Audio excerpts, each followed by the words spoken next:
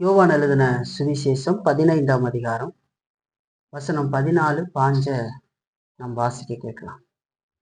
நான் உங்களுக்கு கற்பிக்கிற யாவையும் நீங்கள் செய்வீர்களானால் என் சிநேகிதராய் இருப்பீர்கள். இனி நான் உங்களை ஊழியக்காரர் என்று சொல்லுகிறதில்லை. ஊழியக்காரன் தன் எஜமான் செய்கிறதை அறிய மாட்டான். நான் உங்களை சிநேகிதர் என்றேன். ஏனெனில் என் பிதாவினிடத்தில் நான் கேள்விப்பட்ட எல்லாவற்றையும் உங்களுக்கு அறிவித்தேன் என்றது. நாம் ஒரு விஷயம் நாளுடைய பிரசங்கத்திற்காக கண்களை மூடி ஜெபிக்கலாம். பரிசுத்தம் உள்ளங்கள் நல்ல ஆண்டவரே, தருமையான பிரசங்க நேரத்திற்காக நாங்கள் வருகிறோம். இந்த யோவான் எழுதின சுவிசேஷத்திலிருந்து நாங்கள் தொடர்ச்சியாக உடைய வார்த்தையை கேட்டு வருகிறோம். அந்தபடி இந்த நாள்ல கூட நாங்கள் வாசிக்க கேட்ட இந்த வசன பகுதியிலிருந்து தேவன் எங்களோடு கூட இடைப்படும். இந்த வார்த்தையின் மூலமாக எங்களை ஆசீர்வதியும். இந்த வார்த்தையை கேட்கக்கூடாதபடிக்கு எந்த விதத்திலேயும் எங்களுடைய பலவீனங்களோ எங்களுடைய மாம்ச சிந்தைகளோ தடையா இராதபடிக்கு தேவன் எங்களுக்கு உதவி எங்களை நடத்த வேண்டுமாய் நாங்கள் கேட்கிறோம் தகப்பனே. நாளுடைய இந்த வார்த்தையின் மூலமாக எங்களை ஆசீர்வதி. இந்த ஜெபத்தை இயேசு கிறிஸ்துவின் மூலமாக ஏறெடுக்கிறோம் எங்கள் நல்ல பிதாவே, ஆமென். கர்த்தருடைய நாள் காலை ஆராதனையில தொடர் பிரசங்கமாக நாம் இந்த யோவான் எழுதின சுவிசேஷத்தை பார்த்து கொண்டு வருகிறோம். அதுல இதுவரைக்கும் நம்ம யோவான் 15ஆம் அதிகாரம் 13ஆம் வசனம் வரைக்கும் பார்த்துருக்கோம் இல்லைங்களா? இன்றைக்கு தொடர்ந்து 14, 15 வசனங்களை நம்ம பார்க்கிறோம். இந்த அதிகாரம் நமக்கு நம்முடைய கடமை பொறுப்புகளை காட்டுகிறதான ஒரு அதிகாரமாக தொடங்குகிறத நம்ம பார்க்கிறோம் இல்லைங்களா? 13 அதுல ஆண்டவர் பல காரியங்களை பேசி ஆண்டவர் அவர்கள் மேல் காட்டுகிற அன்பை எல்லாம் சொல்லி, அதுக்கு பின்னாடி 14 அவர்களுக்கு ஆறுதலை கொடுத்து 15ஐ ஆரம்பிக்கிற பொழுது ஒரு உருவகத்தோடு கூட ஆண்டவர் ஆரம்பிக்கிறத பார்க்கிறோம். ஒரு திராட்சை செடி கொடி தோட்டக்காரர் என்று சொல்லி அதை ஆரம்பித்து அந்த அன்பையும் அந்த அன்பினூடாக நாம் ஆற்ற வேண்டிய நம்முடைய கடமைகளை குறித்து ஆண்டவர் பேச ஆரம்பிக்கிறார் இல்லைங்களா? அப்படி பேச ஆரம்பித்து தொடர்ச்சியாக ஆண்டவர் பேசிக்கொண்டே வருகிறார் இல்லைங்களா? அப்படி நாம 13 வசனங்கள் வரைக்கும் பார்த்திருக்கிறோம். கடைசியாக கூட என்னுடைய சகோதரனுக்காக அதாவது தன்னுடைய சிநேகிதனுக்காக தன் ஜீவனை கொடுக்கிற அன்பிலும் மேலான அன்பு இல்லை அப்படிங்கிற காரியத்தை நம்ம பார்த்தோம் இல்லைங்களா? 13 பார்த்தோம் இல்லைங்களா? ஒருவன் தன் சிநேகிதருக்காக தன் ஜீவனை கொடுக்கிற அன்பிலும் அதிகமான அன்பு ஒருவரிடத்திலும் இல்லை என்று சொல்லி ஒருவருக்கொருவர் அன்பா இருக்க வேண்டும் என்று சொல்லியும், அந்த அன்புக்கான முன்மாதிரியாக இயேசு கிறிஸ்து தன்னுடைய ஜீவனை தம்முடையவர்களுக்கு கொடுத்து காட்டி இந்த விதத்துல அன்பு கூறுங்கள் என்று சொல்லி ஆண்டவர் நமக்கு சொல்லுகிறதையும் நம்மளை ஊக்கப்படுத்துகிறதையும் பார்க்க, அவரை போல நாம அப்படின்னு சொல்லும்போது அவருடைய மத்தியஸ்த பணியை போல நாம் செய்ய முடியாது. ஆனா அதனூடாக அவர் எப்படி மனிதர்களை நேசித்தாரோ அந்த விதத்துல அந்த முன்மாதிரியை பின்பற்றி நாம் அன்பு கூற வேண்டும் அப்படிங்கிறத பார்த்து, நம்முடைய அன்பு ஜீவனை கொடுக்கிற அளவுக்கு இருக்கக்கூடிய அன்பு போல இருக்க வேண்டும் என்று சொல்லி நாம் பார்த்தோம் இல்லைங்களா? இதெல்லாம் கடந்த வாரங்கள்ல பார்த்தோம். இன்றைக்கு தொடர்ச்சியா நம்ம பார்க்கிற பொழுது இங்க வசனம் 14 சொல்லும்போது, நான் உங்களுக்கு கற்பிக்கிற யாவையும் நீங்கள் செய்வீர்களானால் என் சிநேகிதராய் இருப்பீர்கள் என்று சொல்லி சொல்றார். பொதுவா பாருங்களேன், ஒரு மனிதனுக்கு நண்பர் அப்படிங்கிறது கடவுளால் கொடுக்கப்படுகிற ஆசீர்வாதம். வேதம் அதை பல இடத்துல நமக்கு சொல்லுது. உதாரணமாக நீதிமொழிகள்ல நமக்கு சொல்லுகிறது. இந்த உலகத்துல நண்பர்கள் இல்லாதவர்களை விட நண்பர்கள் இருப்பவர்கள் ரொம்ப சிறந்தவர்கள் இல்லைங்களா? நண்பர் இப்போ பாருங்க, ஸ்கூல் படிக்கிற நாளா இருக்கட்டும், காலேஜுக்கு போறவங்களா இருக்கட்டும், நண்பர்கள், வேலை ஸ்தலத்துல நண்பர்கள், இப்படி நண்பர்கள் இல்லாம நீங்க கற்பனை பண்ணி பார்த்தீங்கன்னு சொன்னா அது ரொம்ப மோசமான ஒரு நிலையாதான் இருக்கும் இல்லைங்களா? எதை குறித்து பேசுவதற்கோ பகிர்ந்து கொள்வதற்கோ ஒரு வாய்ப்பு இருக்காது இல்லைங்களா? இன்னைக்கு அநேகருக்கு அந்த வாய்ப்பு இல்லை இல்லைங்களா? எனக்கும் அந்த மாதிரியான சூழ்நிலை தான் இல்லைங்களா? ஆனா அதிக நண்பர்கள் இல்லாமல் சிலர் இருப்பாங்க, சிலருக்கு அதிகமான நண்பர்கள் இருப்பாங்க இல்லைங்களா? ஆனா நண்பர்கள் அப்படிங்கிறது கடவுளால் கொடுக்கப்படுகிற ஆசீர்வாதம். ஏன் அப்படி சொல்றோம்? வேதம் ஏன் அப்படி சொல்லுதுன்னா, நண்பன் அப்படிங்கிறவங்க கிட்ட அநேக காரியங்களை மனிதன் பகிர்ந்து கொள்வான். பல விஷயங்களை பகிர்ந்து கொள்ள முடியாத காரியங்களை மனம் விட்டு நெருக்கமாக பேசுகிறவனாக இருப்பான் இல்லைங்களா? அதனால நண்பர்கள் அப்படிங்கிறது ரொம்ப முக்கியமான ஒன்று இல்லைங்களா? நம்ம பார்க்கணும். இன்னொரு புறத்துல நம்ம பார்த்தோம்னு சொன்னா, சிலர் அதிகமான நண்பர்கள் வைத்திருக்கிறதாக நினைத்து வரவும் போறவங்களெல்லாம் நண்பர் அப்படின்னு சொல்லி என்ன பண்ணுவாருன்னா போனை வச்சுக்கிட்டு பேசுறது, தானா ஒரு வாண்டடா போயிட்டு பேசுறேன், நான் நண்பர்கள் வச்சிருக்கிறேன் அப்படின்னு சொல்லி எல்லாரையும் கூப்பிட்டு அதை நண்பன் அப்படின்னு நினைச்சுக்கிட்டு அப்படி நண்பர்களை ஏற்படுத்தி வைத்துக் கொள்ளுகிறவர்களையும் பார்க்க முடியும் இல்லைங்களா? அப்படி ஏற்படுத்தி வைத்து உருப்படாம போனவர்கள் எத்தனையோ பேர் இல்லைங்களா? ஏன்னு சொன்னா அது ஒரு சந்தோஷமா தெரியும். ரோட்ல போனா நம்ம கை காட்டலாம், நண்பர்கள்னு பேசலாம், எங்க பார்த்தாலும் நண்பர்கள், பெரிய ஆள் அப்படிங்கிற மாதிரி அப்படி காட்டிக்கலான்றதுக்காக நண்பர்கள்னு சொல்லி வச்சு உருப்படாம போனவர்கள் அதிகம், தங்களுடைய நேரங்களை வீணடிச்சவர்கள் அதிகம், சரியான நண்பர்கள் இல்லாம அப்படி வைத்துக் கொண்டவர்கள். அந்த நண்பர்களை குறித்தும் கூட வேதம் சொல்லுகிறது. அந்த விதமான நண்பர்களை கொண்டிருக்கிற மனிதன் வாழ்க்கையில ரொம்ப மோசமான நிலையை அடைவான் என்று சொல்லி வேதம் சொல்லுகிறது. ஆனா நல்ல நண்பர்களை கொண்டவர்கள் ஆசீர்வதிக்கப்பட்டவர்கள் இல்லைங்களா? அதுலயும் நம்முடைய ஆத்மாவை குறித்து அக்கறை கொள்ளுகிற நண்பர்களை கொண்டிருக்கிறவர்கள் ரொம்ப ஆசீர்வதிக்கப்பட்டவங்க. நல்ல வேத அறிவுள்ளவர்களும் வேதத்தின் மூலமாக ஆலோசனை கொடுக்கக்கூடியவர்களும் நம்மோடு கூட நம்முடைய ஆவிக்குரிய காரியங்களை பகிர்ந்து கொள்கிறதற்கு உலக காரியங்களை பகிர்ந்தாலும் இந்த விதமாக பகிர்ந்து ஒருத்தருக்கு ஒருத்தர் ஜெபிக்கிற அப்படிப்பட்ட ஆலோசனைகளை பெறுகிற கிறிஸ்துவ நண்பர்கள், நம்முடைய ஆத்மாவை குறித்து கவலைப்படுகிற நண்பர்களை பெற்றிருக்கிறவர்கள் ரொம்ப ஆசீர்வாதமானவர்கள் என்று சொல்லி பார்க்கணும் இல்லைங்களா? பொதுவாக உலகத்திலேயே நல்ல நண்பர்களை கொண்டிருக்கிறது நல்லது. சில நண்பர்கள் இருப்பாங்க இல்லைங்களா? அதே நேரத்துல ரொம்ப முக்கியமா நம்முடைய ஆத்மாவை குறித்து கவலைப்படுகிற நண்பர்களை கொண்டிருந்தோம் என்று சொன்னா ரொம்ப ஆசீர்வதிக்கப்பட்டவர்கள். அப்படிப்பட்ட நண்பர்கள் சிலருக்கு அதிகமானவர்கள் இருப்பாங்க இல்லைங்களா? இப்ப நான் சொன்னேன் இல்லைங்களா, நல்ல சபைகள் இருக்கிற வெளிநாடுகள்ல எல்லாம் பார்த்தீங்கன்னா நல்ல ஸ்பிரிச்சுவல் நண்பர்கள் அதிகமானவர்களாக இருப்பாங்க. ஒரு 30 பேர் 40 பேர் படித்தவர்களா இருப்பாங்க. எல்லா காரியத்தையும் பகிர்ந்து கொள்ள முடியும், ஒரு ஆலோசனை கேட்க முடியும். நான் இப்படி சிந்திக்கிறேன், இதை எப்படி செய்யலாம், அவங்களோட எண்ணப்போக்கு என்ன அப்படின்னு கேட்கலாம். அவங்களுக்கு அதுல மாறுபட்ட கருத்தை சொல்லலாம் வேதத்தின் அடிப்படையில. இப்படி நம்மளை திருத்தி கொண்டு கடவுளுக்குள்ள சரியா போறதுக்கு எத்தனையோ விதத்துல உதவிகரமாக அவர்கள் இருப்பார் இல்லைங்களா?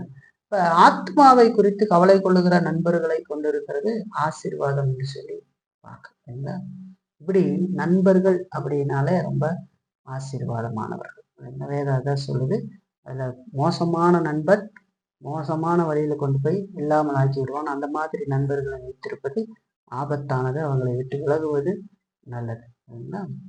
இப்ப ஏன் இந்த நண்பர்களை குறித்து நம்ம பார்க்கிறோம்னு சொன்னா, இயேசு கிறிஸ்து நம்மை பார்த்து சிநேகிதர்கள் என்று சொல்லி சொல்றார், நண்பர் அப்படின்னு சொல்றார். நீங்கள் என்னுடைய சிநேகிதரா இருப்பீர்கள் சொல்லி இந்த 14ஆம் வசனத்துடைய பிற்பகுதி நமக்கு சொல்லுகிறது. நீங்கள் என் சிநேகிதரா இருப்பீர்கள் அப்படின்னு சொல்றார். இந்த சிநேகிதன் அப்படிங்கிற அந்த வார்த்தை ஒரு பவர்ஃபுல் மெசேஜை நமக்கு கொண்டு வருது, ஒரு வல்லமையான செய்தியை நம்ம இடத்துல சொல்லுகிறது இல்லைங்களா? என்ன அப்படின்னு கேட்டீங்கன்னா, நமக்கும் ஆண்டவருக்கும் இடையில இருக்கிற அந்த நெருங்கிய உறவை அது வெளிப்படுத்துகிற விதத்துல அது காட்டுகிறது. நம்ம பார்த்து இல்லைங்களா, நண்பர் அப்படிங்கிறது எல்லா காரியத்தையும் பகிர்ந்து கொள்வார்கள் இல்லைங்களா? நல்ல நண்பர்களா இருந்தா சில விஷயங்கள் பாருங்க, சகோதரிடத்துல அண்ணன் தம்பி கிட்ட பகிர்ந்து கொள்ளாததை எல்லாம் கூட இந்த உலகத்துல நம்ம பார்க்கும்போது நண்பர்களிடத்துலதான் பகிர்ந்து கொள்வான். ஏன் என்று சொன்னால் நண்பன் அவன் இருக்கிற விதத்துல அப்படியே அவனை ஏற்றுக்கொள்ளக்கூடியவனாக இருப்பான். சில கண்டிஷன் எல்லாம் போட மாட்டான், இப்படித்தான் இருக்கிறியா வா அப்படின்னு சொல்லி அப்படியே ஏற்றுக்கொள்ளுகிறவனாக நண்பன் இருப்பான். அதனால நண்பர்களிடத்துலதான் போவாங்க, நண்பர்களிடத்துலதான் எல்லா காரியத்தையும் பகிர்ந்து கொள்வாங்க இல்லைங்களா? அப்ப ஆண்டவர் நம்மை சிநேகிதர் என்று சொல்லுகிற பொழுது நமக்கும் ஆண்டவருக்கும் இருக்கிற இடையில இருக்கிற நெருங்கிய உறவை அது நமக்கு காட்டுகிறது என்று சொல்லி பார்க்க. சாதாரணமானதல்ல. இந்த அண்ட சராசரத்தையும் படைத்த தேவன் அற்ப பதர்கள் மாதிரி இருக்கிற நம்மளை, இன்னும் சொல்ல போனா பாவத்திலிருந்து நாம் விடுபட்டு இருந்தாலும் கூட அவருடைய கிருபையினால இன்னும் நாம் கழுவப்பட்ட பாவிகள் தான் இல்லைங்களா. ரசிக்கப்பட்டவர்களாக இருந்தாலும் நம்மில் பாவம் தொடர்ந்து இருக்கிறது. நாம் ஆண்டவரை ஒரு நாளும் கோபம் விட்டு விடுகிற காரியங்களை செய்து விடுகிறோம் இல்லைங்களா. அநேக நேரம் தேவையில்லாத காரியங்கள், ஆண்டவர் சொன்ன வார்த்தைக்கு மாறானதை கூட செய்து விடுகிற நிலையில் இருக்கிறோம். நாம் அப்பழுக்கற்ற ஒரு பரிசுத்தர்கள் அல்ல இல்லைங்களா. இப்படி இருந்த போதிலும் தேவன் நம்மேல் காட்டின அந்த இரக்கம், அந்த தயவின் அடிப்படையில ஆண்டவர் சொல்றார், நீங்கள் என்னுடைய நண்பர்கள் அப்படின்னு சொல்றார். எவ்வளவு பெரிய பாக்கியம் பார். பழைய ஏற்பாட்டுல பார்த்தா ஒரு மனிதனை குறித்து இப்படி சொல்லப்படுகிறது. பழைய ஏற்பாட்டிலேயே நம்ம பார்த்தோம் அப்படின்னு சொன்னா, ஆண்டவர் ஒரு மனிதனை பார்த்து சிநேகிதன்னு சொல்லியிருக்கார். அது யாரு பாருங்க, ஏசாயா 41 அதிகாரத்துல 8ஆம் வசனம் பாருங்க. ஏசாயா 41:8. என் தாசனாகிய இஸ்ரவேலை, நான் தெரிந்து கொண்ட யாக்கோபே, என் சிநேகிதனான ஆபிரகாமின் சந்ததியே என்று சொல்லி சொல்றத பாருங்க. என் சிநேகிதனான ஆபிரகாமின் சந்ததி. ஆபிரகாமை பழைய ஏற்பாட்டுல ஆண்டவர் சிநேகிதன் என்று சொல்லி சொல்லியிருக்கிறார் இல்லைங்களா. அதை புதிய ஏற்பாட்டுல கூட நம்ம பார்க்க முடியும். அதே வார்த்தைகளை யாக்கோபு 2:23 பாருங்க. இங்க நம்ம பார்த்தோம்னா, அப்படியே ஆபிரகாம் தேவனை விசுவாசித்தான், அது அவனுக்கு நீதியாக எண்ணப்பட்டது என்கிற வேத வாக்கியம் நிறைவேறிற்று, அவன் தேவனுடைய சிநேகிதன் எண்ணப்பட்டான் என்று சொல்லி பார்க்க. பழைய ஏற்பாட்டுல நம்ம பார்க்கிற பொழுது ஆபிரகாமை கடவுள் சிநேகிதன் என்று சொல்லி இருக்கிறார். சிநேகிதன் என்று சொல்லி சொல்றார். பழைய ஏற்பாட்டுல நம்ம பார்க்கும் பொழுது ஆபிரகாமை நண்பர் என்று சொல்லி சொல்லுகிறார். அதை விட்டு இன்னும் ஒரு மனிதரை கூட சொல்லுகிற பொழுது அந்த விதமான வார்த்தைகள் பயன்படுத்தப்பட்டிருக்கிறது. ஆனா ஆபிரகாமி சொன்னது போல இல்லாவிட்டாலும் அந்த விதமான வார்த்தை பாருங்க. யாத்திரையாகவும் 33:11 பாருங்க. யாத்திரையாகவும் 33:11 இங்க சொல்லும்போது, ஒருவன் தன் சிநேகிதனோடு பேசுவது போல கர்த்தர் மோசேயோடு முகமுகமாய் பேசினார் என்று சொல்லி சொல்றத பார்க்க. ஒரு சிநேகிதன்கிட்ட பேசுற மாதிரி ஆண்டவர் மோசேயோடு பேசினார், முகமுகமாய் பேசினார் அப்படின்னு சொன்னோடனே மூஞ்ச பக்கத்துல வச்சு பேசினார் நல்ல அர்த்தம்.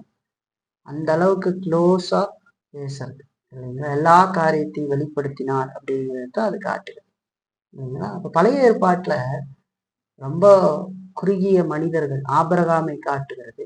அடுத்தபடியாக மோசேவை கூட சிநேகிதனை போல பேசினார் அப்படிங்கிறதா இருக்கு. ஆனா ஆபிரகாமை சொல்லும் போது சிநேகிதன் அப்படின்னு அழுத்தமா சொல்லுகிறத நம்ம பார்க்கிறோம் இல்லைங்களா.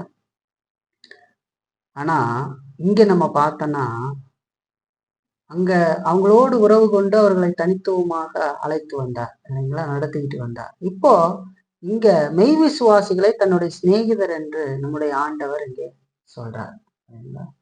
எல்லா விசுவாசிகள், உண்மையான ரட்சிப்பை பெற்றிருக்கிற எல்லா விசுவாசிகளையும் ஆண்டவர் சிநேகிதர் என்று அழைக்கிறார், நண்பர்கள் அப்படின்னு அழைக்கிறார் இல்லைங்களா. அந்த வார்த்தைகள்லாம் நம்ம பார்க்கும்போது நம்ம நினைச்சிருவோம், நண்பர்னு சொல்லிட்டாரு அப்படின்னு சொல்லி நினைச்சிருவோம் இல்லைங்களா. அது சாதாரண வார்த்தை இல்லை. ஒன்னத்துக்குமே ஆகாத ஒருத்தரை பார்த்து யாருமே நண்பர்னு சொல்ல மாட்டாங்க இல்லைங்களா. பார்த்து யாராவது சொல்லுவாங்களா? சொல்ல மாட்டாங்க. ஆனா சர்வ ஏகாதிபத்தியம் உடைய தெய்வம் நம்மை போன்ற பாவியான மனிதர்களை பார்த்து அவர் சிநேகிதர்னு சொல்ல வேண்டிய எந்த காரியம் இல்லை. ஆனா அவருடைய அன்பு, அவர் எந்த அளவுக்கு நம்மளை நேசித்திருக்கிறார், நமக்காக தம்முடைய ஜீவனையை கொடுத்து நம்மளை பிரித்தெடுத்திருக்கிறார், நம்மோடு தொடர்ந்து உறவாடி கொண்டிருக்கிறார், எல்லாம் நம்ம பார்க்கிறோம் இல்லைங்களா. அதன் அடிப்படையில நம்ம பார்த்தோன்னு சொன்னா அவர் சிநேகிதர் அப்படிங்கிற சொல்றதனுடைய ஆழமான அர்த்தங்களை புரிஞ்சு கொள்ளலாம் இல்லைங்களா. இப்போ அவர் நம்மளை பார்த்து சிநேகிதர் என்று சொல்லி சொல்றார். ரொம்ப அந்த உறவினுடைய நெருக்கத்துக்குள்ள நம்ம போறோம் இல்லைங்களா.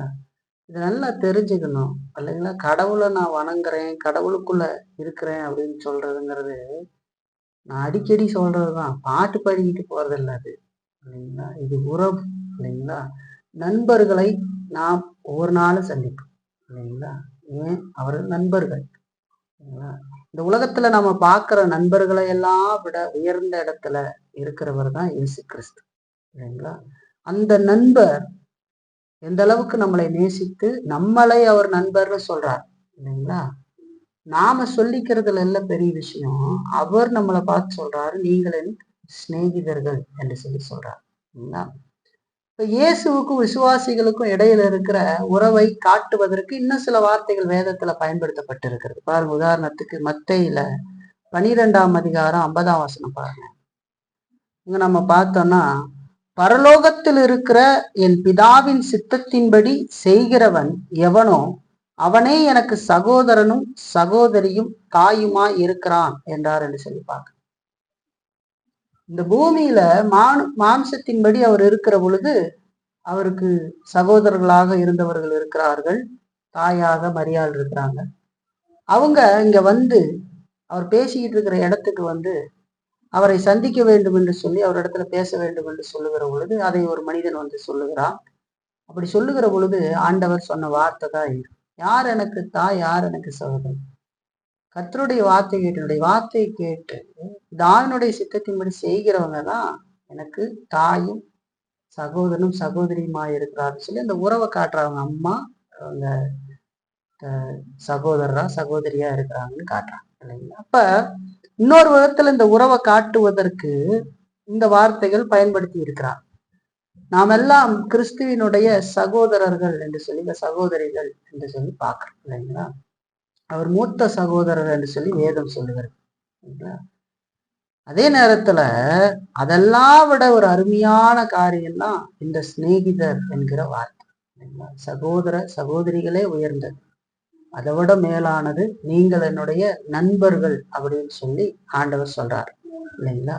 இப்போ நம்ம தேவனுக்கு நண்பர்களா இருப்பது எவ்வளவு பெரிய ஸ்லாக்கியும் ஆசீர்வாதமா இருக்குதுங்கிறத பாருங்க. இது அந்த உறவுல இருக்கிறவங்களாலதான் சரியா விலகி கொள்ள முடியும். உங்களால விலகி கொள்ள முடியுதா அப்படின்னு எனக்கு தெரியல. விலகி கொள்றதுக்கு கடவுள் உதவி செய்வார்.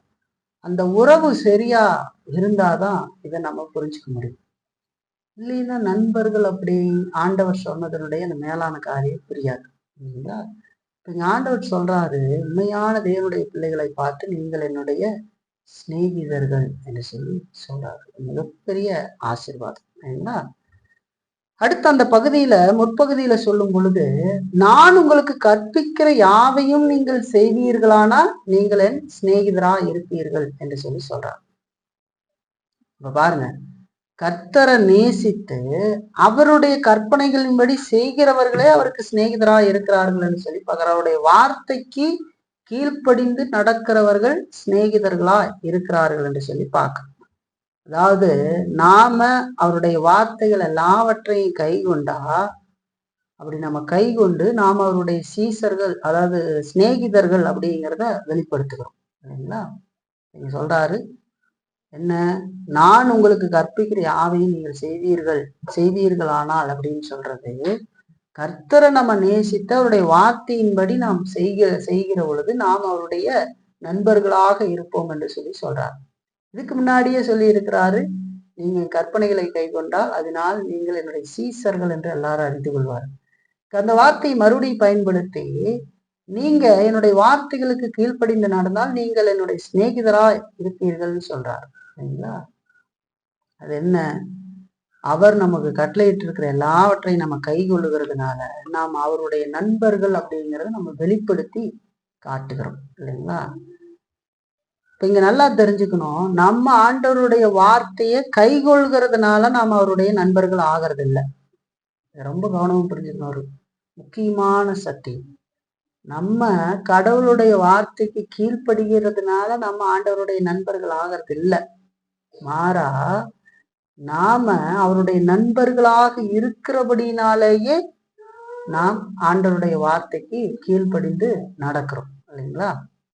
என்னதான் இன்னும் இதை தெளிவா சொல்லணும் அப்படின்னு சொன்னா, நம்முடைய இந்த செயல் தேவனுடைய இரக்கத்தையும் அவருடைய உடன்படிக்கையின் ஆசீர்வாதங்களை நமக்கு ஆதாயமா மாட்டாது சரிங்களா? ஆண்டவர் கொடுக்கறது அவர் பக்கத்துல இருந்து அவர் தான் கொடுக்க முடியாது. அதை நம்ம திருப்பி அவருடைய இரக்கத்தை பெறறதுக்கு நம்ம இப்படி நடந்தா அவர் நம்ம மேல இரக்கம் காட்டுவார் அப்படின்னு இல்லை. அதை நம்ம திருப்ப முடியாது. இது கிறிஸ்துவின் மூலமாக உண்டாகிற கிருபையின் ஈவாக இருக்கிறதுன்னு சொல்லி பார்க்கிறோம். அது மனித செயல் அல்ல, மனித கிரிகை அல்ல. நல்லா புரிஞ்சுக்கணும் அதை. நம்முடைய செயல்கள் ஒருபோதுமே தேவனுடைய இரக்கத்தையும் அவருடைய உடன்படிக்கையின் ஆசீர்வாதத்தையும் இருப்பாது இல்லைங்களா. நம்ம இப்படி செஞ்சா ரட்சிக்கப்படுவோம், ஆண்டவர் இரக்கம் கிடைக்கும் அப்படின்னு நம்ம செய்யறது இல்லை இல்லைங்களா. அது கிறிஸ்துவின் மூலம் உண்டாகிற ஈவு. ஏன்னா கிறிஸ்து எல்லாவற்றையும் செய்து அதன் மூலமாக அந்த ஈவுகள் நமக்கு கிடைச்சிருக்கு இல்லைங்களா. ஆகவே அவர் மீதான நம்முடைய அன்பினால அவருடைய வார்த்தைக்கு கீழ்ப்படிந்து அவருடைய சித்தத்தை நம்ம செய்யும் போது நாம் மெய்யான தேவனுடைய பிள்ளைகளும் கிறிஸ்துவின் சீசர்களுமாய் இருக்கிறோம் என்பதற்கு அது ஆதாரமா இருக்குது இல்லைங்களா. அது ஆதாரம். ஒருவன்ல ரட்சிப்பு நிகழ்ந்திருக்கிறது என்று சொன்னால் அவனுடைய வாழ்க்கையில இந்த அடையாளங்கள் காணப்படும்.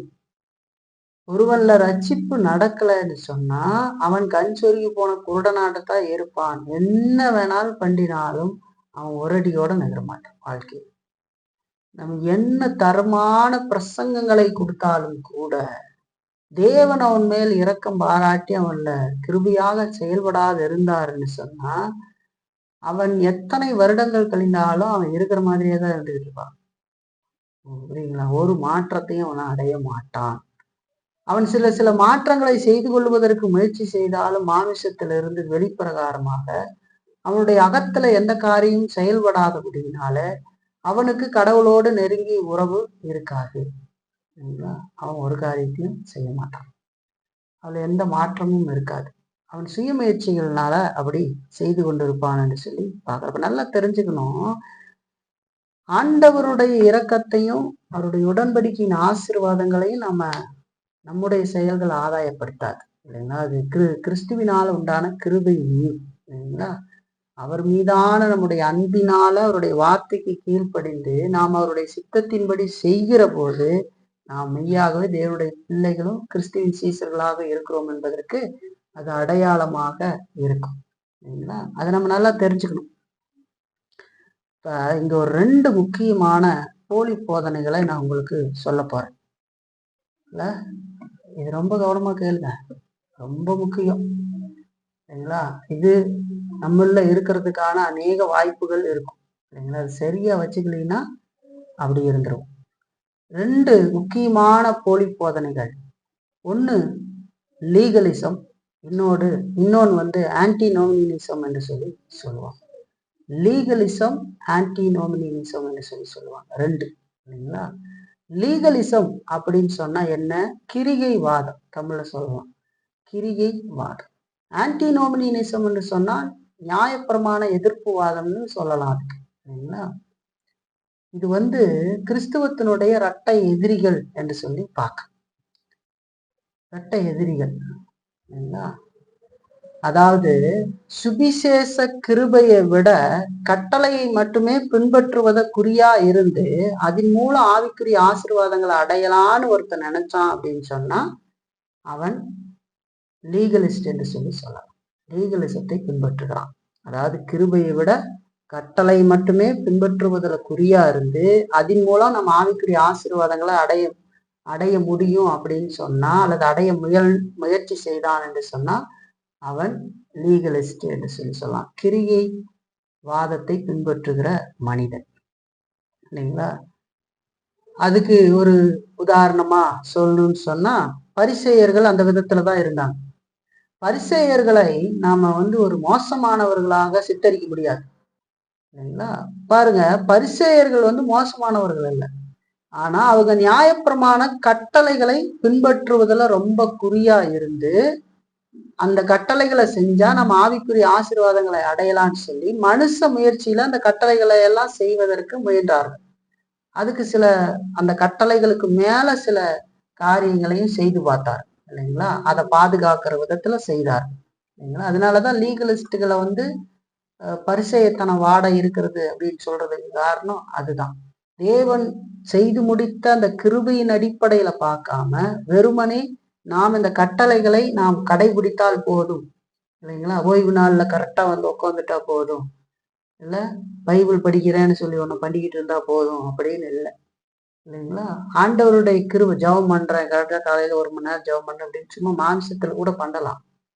இல்லைங்களா? அதைத்தான் அவர்கள் செய்து கொண்டிருந்தாங்க. அதான் லீகலிஸ்ட்ன்னு சொல்லுவாங்க, கிரிகைவாதி என்று. இன்னைக்கு அதோடைய வாடை எங்க பார்ப்பீங்க? பெந்தகோஸ்தே சர்ச்சில் பார்ப்பீங்க. அதனாலதான் அந்த வாடையெல்லாம் உங்க மேல இருக்கும். அதை அழித்தொழிக்க வேண்டியது அவசியம் சொல்லுங்க, இல்லைங்களா? லீகலிஸ்ட்ன்னு சொல்லுவாங்க. ஆண்டவருடைய கிருபையை பார்க்க மாட்டாங்க.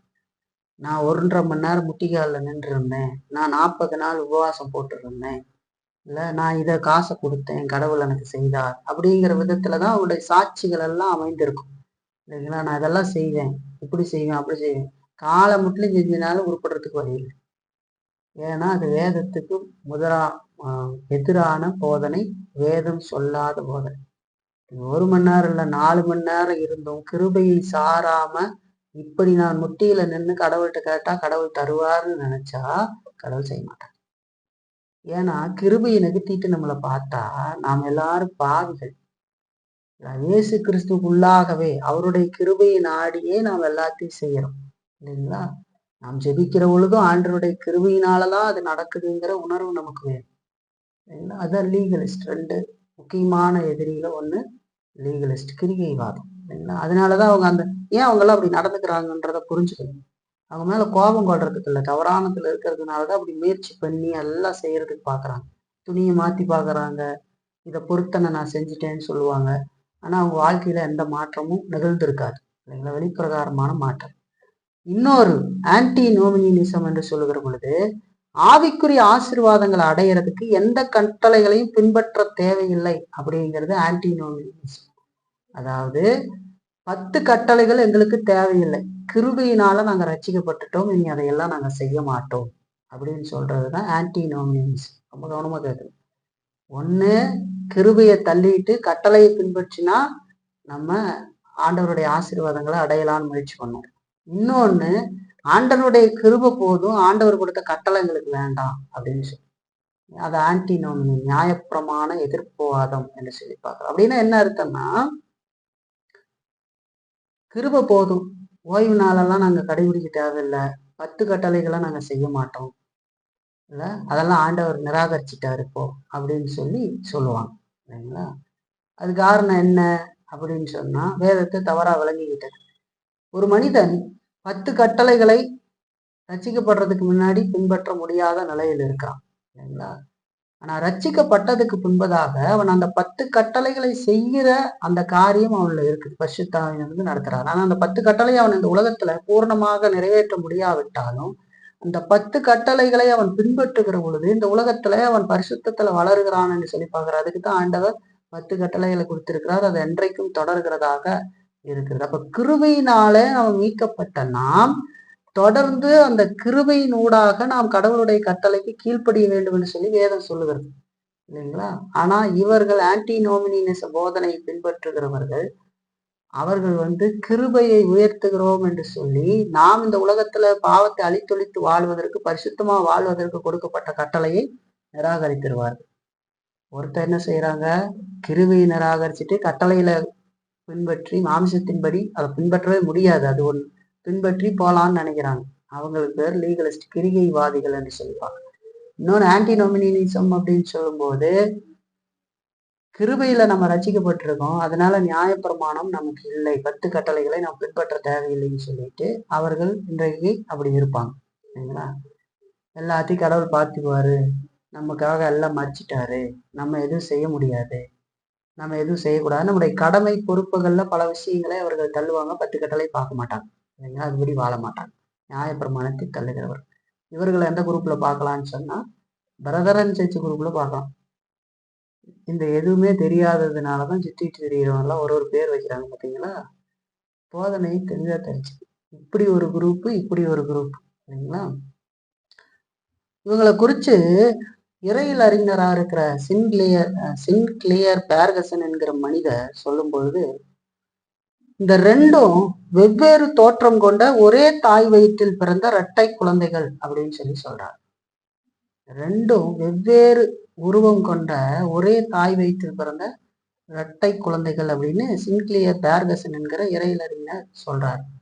ஏன் அப்படின்னு சொன்னா, இதுல பெரிய ஆபத்து இருக்கு. என்னன்னா, இந்த ரெண்டும் கிறிஸ்துவன்ல ஒரே நேரத்துல இருந்துட முடியும், இல்லைங்களா? இருக்க முடியும்.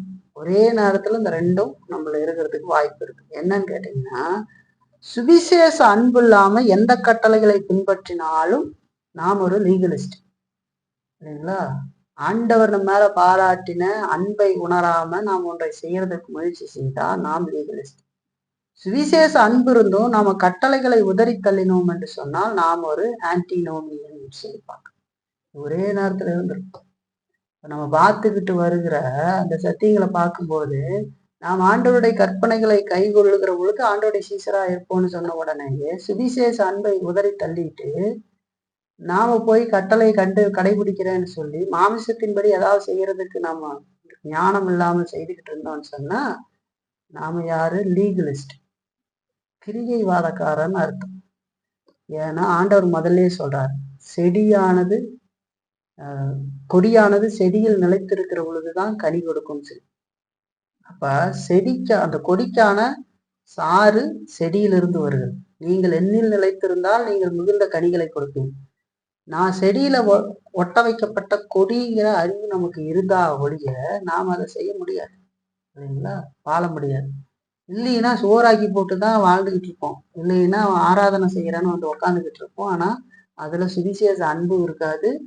அதுல ஆவிக்குரிய காரியத்தையும் நம்ம பார்க்க முடியாது சரிங்களா? தலையிலே ஆடிட்டு உட்காந்து போகலாம். ஆனா சுவிசேஷ அன்பே நமக்கு இருக்காது. நம்ம ஏன் ஆராதனை செஞ்சுக்கிட்டு இருக்கிறோம்? இந்த ஆராதனை என்ன விதத்துல இருக்கணும்? நம்ம உணர்வு என்ன? எதை நாடி நாம நிற்கிறோம்? அப்படிங்கிற எந்த உணர்வும் புரிதலும் இல்லாததான் இருந்துகிட்டு இருக்கும் இல்லைங்களா? லீகலிஸ்ட் வேலையை செய்யறதுக்கு பார்ப்போம். இன்னொரு புறத்துல நாம என்ன செய்வோம் அப்படின்னு சொன்னா, சுவிசேஷ அன்பு இருந்தும் கட்டளையை உதறி தள்ளணும் அப்படின்னு சொன்னா நாம ஒரு ஆன்டினோமினியன் சொல்லும் போது ஆண்டவர் எல்லாம் பார்த்துக்குவாரு, நம்ம பாவியான மனுஷன், ஆண்டவருக்கு எல்லாம் தெரியும் அப்படின்னு ஏமாத்து வேலை பண்ணலாம்னு நினைச்சீங்க அப்படின்னு சொன்னா நீ ஒரு ஆன்டினோமினியன் அப்படின்னு அர்த்தம். ஆண்டவர் சொன்ன வார்த்தைக்கு கீழ்ப்படியாமல் நடக்கிறவர்கள். இது ஒரே நேரத்துல மனுஷனுக்குள்ள இருந்துடும். அதனால சரியா கவனமா பரிசுத்த சிந்தையோடு இயேசு கிறிஸ்துவை பிடித்து கொண்டு அவருடைய கட்டளைக்கு கீழ்ப்படிந்து நடக்க வேண்டியது அவசியம். மனம் திரும்ப வேண்டிய இடத்துல மனம் திரும்பி அப்படி நடக்க வேண்டியது அவசியம். இது இல்லாமல் இருந்தா சரியான பாதையில பயணிக்க முடியாது. முயற்சி பண்றேன்னு சுத்திக்கிட்டே இருக்கலாமே தவிர வாழ்க்கையில எந்த மாற்றமும் வராது. ஏன்னா சுவிசேஷ அன்பிற்குள்ளாக இருந்து நான் கட்டளையை கீழ்ப்படுகிறதில்லை இல்லைங்களா? ஒண்ணு சுவிசேஷ அன்பை மட்டும் உயர்த்துகிறேன்னு சொல்லி ஆண்டவர் கொடுத்த கட்டளை நிராகரிச்சு உடைய பொறுப்புகளை எல்லாம் கவனமா இருந்து செய்யாமல் இருக்கிற பொழுது நாம் ஆன்டினோமினா மாறி இருக்கிறோம். இல்ல வேத வசனத்தை சொல்லி இருக்கிறதுனால நம்ம போய் இனிமே எல்லாத்தையும் செய்யணும், ப்ரிப்பேரா செய்யணும் அப்படின்னு சொல்லி கிரிகியில முனையறதுக்கு முயற்சி பண்ணி ஆண்டவருடைய சுவிசேஷ அன்பை விட்டுட்டோம்னு சொன்னா நாம ஒரு லீகலிஸ்ட் இல்லைங்களா? அப்ப சுவிசேஷ அன்பினூடாக நாம ஆண்டவருடைய கட்டளைக்கு கீழ்ப்படியும். அப்படி ஆண்டவர்ல தங்கி இருந்து நாம செய்யணும்னு சொல்லியிருக்காரு. அதனாலதான் ஆண்டவர் சொல்றாரு, நான் கற்பிக்கிற யாவையும் நீங்கள் கைகொள்வீர்களானால் நீங்கள் என் சிநேகிதராய் இருப்பீர்கள் என்று சொல்லும்போது நாம ஆண்டவருடைய வார்த்தைக்கு கீழ்ப்படுகிறதுனால ஆண்டவருடைய சீசர்களாக ஆண்டவருடைய சிநேகிதர்களாக நம்ம மாறுறது இல்லை. நாம ஆண்டவருடைய சிநேகிதர்களாக இருக்கிறது ஆண்டவர்ல ஒட்ட வைக்கப்பட்டிருக்கோம் பாருங்க. அப்படி நாம ஒட்ட வைக்கப்பட்டு இருக்கிறதுனால அந்த சாரம் நம்மள இருக்கிறது. ஆகவே நாம் இப்போ ஆண்டவருடைய வார்த்தைக்கு கீழ்ப்படிய முடியும். அவருக்குள்ள இருந்து நாம் பாவத்தை அழித்தொழித்து கடவுளுடைய வார்த்தைக்கு கீழ்ப்படுகிற பொழுது நாம் அவருடைய சீசர்கள் என்பதை எல்லாரும் அறிய வெளிப்படுத்துகிறோம் என்று சொல்லி அர்த்தம் இல்லைங்களா? அதாவது சீசர்கள் சிநேகிதர்கள் இல்லைங்களா? சிநேகிதரை பார்க்குறோம், அடிக்கடி சீசர்னு சொல்லிட்டேன். சிநேகிதர்கள் என்று சொல்லி பார்க்கிறோம். இதே வார்த்தையை தான் சீசர்களுக்கு ஆண்டவர் சொல்றாரு. அப்ப சிநேகிதர்கள் என்று சொல்றாரு. அப்ப நம்ம அவருடைய நண்பர்கள் அப்படிங்கிறத நம்ம வெளிப்படுத்துகிறோம் இல்லைங்களா? எப்போ நம்ம வெள்ளை சொக்கா போட்டுக்கிட்டாலாம் நிரூபிக்க முடியாது. ஆண்டவர் சொன்ன வார்த்தையின்படி நம்ம நடக்கிற பொழுது இவர்கள் கிறிஸ்துவனுடைய நண்பர்கள், இவர்கள் கிறிஸ்துவனுடைய சீசர்கள் அப்படின்னு சொல்லுவாங்க. வாழ்க்கையில காட்டணும் அப்படின்னு சொன்னா அது வாழ்க்கையில இருக்கும். வாயிலை நாம் பண்றது இல்லை, வெறுமனே வாயில பண்ணிட்டு போறது இல்லை. இது வாழ்க்கை, நம்முடைய வாழ்க்கை அதை வெளிப்படுத்துகிற விதத்துல இருக்க வேண்டியது அவசியம் இல்லைங்களா? இல்லைன்னா ஒன்றும் பண்ண முடியாது. வால் சிவரெல்லாம் வசனத்தை எழுதி வச்சுக்கிட்டு பின்னாடி பரிசுத்த அலங்காரத்துடன் கர்த்தரை தொழுது கொள்வோன்னு எழுதி எழுதி வச்சுக்கிட்டாலாம் பரிசுத்த அலங்காரத்தோட தொழுதுற மாட்டோம் இல்லைங்களா. போன்ல ஸ்டேட்டஸ் வச்சுக்கிறது இதுலாம் பரிசுத்தத்தை காட்ட முடியாது. பரிசுத்தம்ன்றது ஆண்டவருடைய அந்த சுவிசேஷ அன்புக்குள்ள ஆண்டவர் கிருபைக்குள்ள இருந்து ஆண்டவருடைய கட்டளைக்கு நாம் கீழ்ப்படிந்து நடக்கிற பொழுது நாம் அவருடைய சிநேகிதர்களாக இருப்போம். இல்லைனால வேற விதத்துல செய்ய முடியாது. அதான் ஆண்டவர் சொல்றார். புரியுதா உங்களுக்கு? புரியுதா? அப்படி நம்ம செய்ய வேண்டியது அவசியம். நீ 15ஆம் வசனத்துல சொல்லும்போது அங்க சொல்றாரு, இனி நான் உங்களை ஊழியக்காரர் என்று சொல்லுகிறதில்லை. ஊழியக்காரன் தன் எஜமான் செய்கிறதை அறிய மாட்டான். நான் உங்களை சிநேகிதர் என்றேன், ஏனெனில் என் பிதாவினிடத்தில் நான் கேள்விப்பட்ட எல்லாவற்றையும் உங்களுக்கு அறிவித்தேன் என்று சொல்லி சொல்றான். முதல்ல பாக்குறோம், இனி நான் உங்களை ஊழியக்காரர் என்று சொல்லுகிறதில்லை, ஊழியக்காரன் தன் எஜமான் செய்கிறதை அறிய மாட்டான் என்று சொல்லி சொல்றான். ஊழியக்காரருக்கும் அதாவது வேலைக்காரருக்கும் நண்பர்களுக்கும் இடையில இருக்கிற வேறுபாட்டை கடவுளுங்க நமக்கு சொல்றார். ஊழியக்காரனுக்கும் நண்பனுக்கும் என்ன இடையில வேறுபாடு? ஒரு புறத்துல நம்ம இதை பார்க்கும்பொழுது தப்பா புரிஞ்சுக்க கூடாது. என்ன அப்படின்னு சொன்னா, நம்ம வேலைக்காரர் இல்லைன்னு சொல்லி இருக்கிறாரு, நம்ம சிநேகிதர்ன்ட்டாரு அப்படின்னு நம்ம பார்க்கும்போது அப்படி சொல்றதுனால வேற மாதிரி அதை புரிஞ்சுக்கொள்ள நம்ம கூடாது. ஒரு புறத்துல நாம் நம்முடைய ஆண்டவருக்கு ஊழியக்காரர் தான், வேலைக்காரரும் அடிமைகளுமா இருக்கிறோம் என்று சொல்லி பார்க்க. உதாரணத்துக்கு பாருங்க, ரோமர்ல பாருங்க 1ஆம் அதிகாரம் 1ஆம் வசனம் பாருங்க. இயேசு கிறிஸ்துவின் ஊழியக்காரனும் அப்போஸ்தலனாகும்படி அழைக்கப்பட்டவனும் தேவனுடைய சுவிசேஷத்துக்காக பிரித்தெடுக்கப்பட்டவனும் ஆகிய பவுல் என்று சொல்லி சொல்றார். இயேசு கிறிஸ்துவின் ஊழியக்காரன் இங்க சொல்றது இயேசு கிறிஸ்துவனுடைய அடிமை என்று சொல்லி பார்க்க. அதுதான் அந்த வார்த்தை. அடிமை முறைகளை குறித்து நீங்க வாசிக்கணும் அப்படின்னு சொன்னா யாத்திராகம் 21ஆம் அதிகாரத்துல நீங்க அப்புறம் வாசிச்சு பாருங்க வீட்டுல போய். அடிமைகள் அப்படின்னு சொல்றது கடவுளுக்கு நம்மை முழுவதுமாக தாழ்த்துதல் என்று சொல்லி சரிங்களா. ஆனா இது நம்ம பார்க்கிற இந்த உலகத்துல இருந்த கொத்தடிமைகள் மாதிரி இல்லை இல்லைங்களா. கொத்தடிமை இல்லது அன்பின் நிமித்தமாக அடிமைகள் அப்படின்னு சொல்லி பார்க்கிறோம். நம்ம அவர் மேல வச்சிருக்கிற அன்பு, அவர் நம்ம மேல வச்சிருக்கிற அன்புக்கு ஈடா நம்ம என்ன செய்யறதுன்னு சொல்லி நம்ம அர்ப்பணிக்கிற பாரு, அந்த விதத்துல நாம் ஆண்டவருக்கு ஊழியக்காரர்கள் அடிமைன்னு சொல்லி பார்க்கறோம்.